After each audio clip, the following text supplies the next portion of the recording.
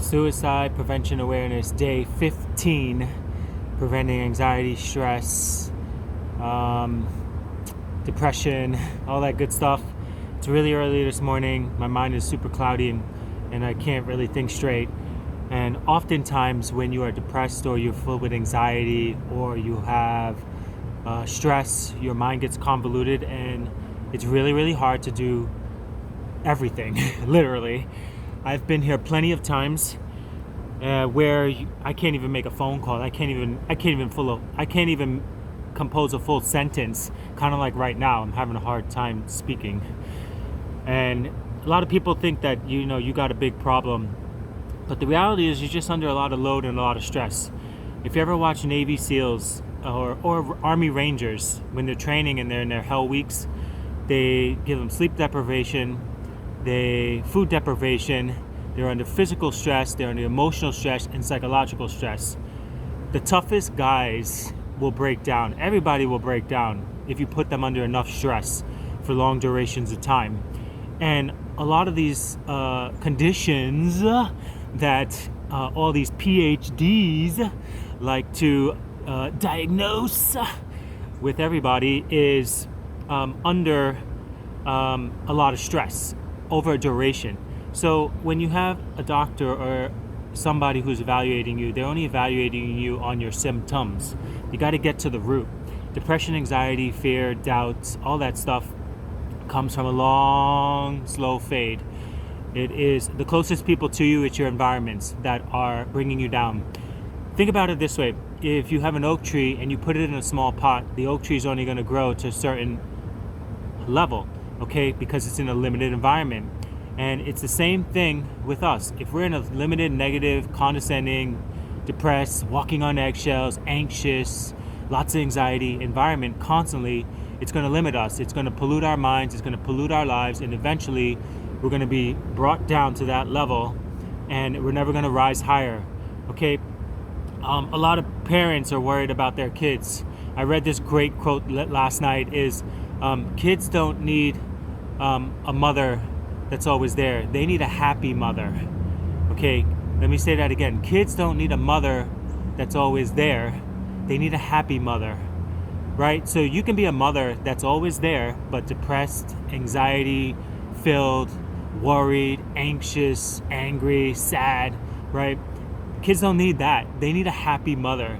Get around people that are happy. Get around people that are hopeful. Get around a new network of people.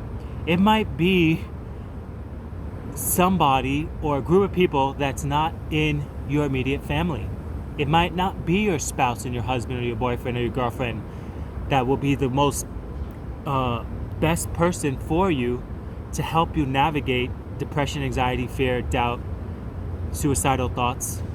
It's going to be a different support network, a whole different support network. When I was in a very, very abusive relationship, I didn't know how to get out of it.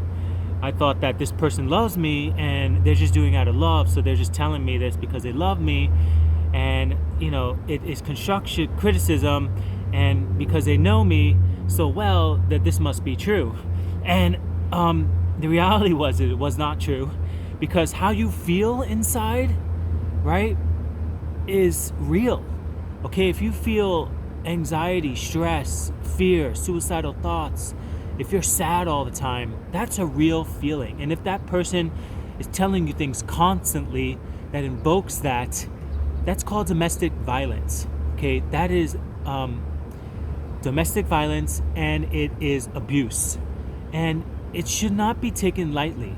Okay, one day you could tell everybody, anyone, to leave that relationship. Everybody was telling me to leave this girl. Why are you with this girl? This girl's so bad for you. And I couldn't leave this girl because I was so cut down mentally and emotionally as a man. You don't even have your balls anymore, and you're just a puppy dog. And it was a really, really hard place to be in, because you second guess all your choices, you second guess your decisions. You don't want to piss anybody off. You just really don't have any courage to stand.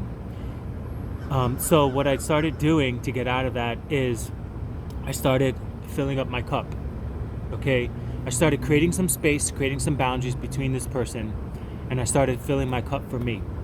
And of course, when I did that, that person was very, very controlling, and they tried to make me feel guilty, like, oh, how come you're doing all this now? Where's this coming from?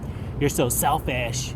You don't care about nobody but yourself. And they start saying all these things, and you're like second guessing yourself. But self-care is important, and it should be your priority.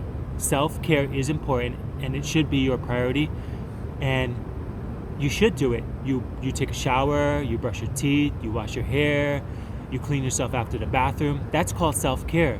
So creating that space for you to fill yourself up, right, and to get yourself better, is nothing you should be feeling guilty about, and do not let anybody make you feel guilty about that. Now, when you start transitioning, it's going to take you away from this person that's been controlling you and trying to manipulate you and hold you there and make you feel guilty. And you got to let that process unfold. Okay, you're going to see some things about that person and realize that that person doesn't really care about your mental well-being and your physical well-being and your emotional well-being. They're more concerned about their well-being and how it's affecting them, because they can't handle change. They can't handle the new you. And that's a very, very selfish person. And that's how I started realizing this person that I'm with is extremely selfish. They don't care about me, because somebody who cares about you will want you to put yourself first. They won't make you feel guilty. They won't tell you negative things all the time called domestic violence. All right? They won't verbally assault you and abuse you. Okay? These people that love you want the best for you, and they include your loved ones into your life, and they're team players. They're team players. And when you don't have a team player and you're with somebody, that is a big red flag. You got to seriously step back and look at this situation and say, is this person really in it for my best benefit? Do they really care about me? Do they really, really care about me and my family and my kids? When all they could think about is themselves. Are they a team player? When all they think about is themselves and how you're inflicting all of this pain and all this harm, and your new transition and your new you got more courage, you got more confidence, and they can't handle it. You got to ask yourself, is this the person that you want to be with, and is this the person that loves me and is going to love me, the new me, the more courageous me, the more confident me? And everybody should feel like that. Nobody should put anybody down. You deserve to feel more confident, more happy, okay, more self-confidence in yourself, more courage. You deserve this. Don't live in a dysfunctional relationship. It's going really long because I missed yesterday. But let me get 25 push-ups and rock it out and finish it up. 1, 2, 3, 4, 5, 6, 7, 8, 9, 10, 11, 12, 13, 14, 15, 16, 17, 18, 19, 20, 21, 22, 23, 24, 25. And that's it, guys. This is what I'm learning. Revelation, suicide, depression, anxiety, fear, doubt, self-confidence issues. It all stems from the people that are closest to you. Get in the right support networks. Seek out support networks. Weather the storm. You deserve it. Create space. Your children need a happy mother. Your children need a happy father. They don't need a person that's just there, angry, sour, depressed, anxious, stressed out. Okay, they need a happy person. That's more important than just being there with stress, anxiety, angry, walking on eggshells. I love you guys. Have a great Friday. Know that God loves you. Know that He is with you, and His word will stand true against every single lie that people will throw at you. Every condition, every seed of doubt, every lie, everything. God's word is true. Pick up God's word. Put your confidence in God's word and have patience, and know that the battle is not yours, it is His. And do not worry about today, for today will worry about itself. Okay, do not worry about tomorrow, for tomorrow will worry about itself. Worry about today. I said that backwards, but you know what I mean. Do not worry about tomorrow, Worry about today. Love you guys. Live free. Live amazingly.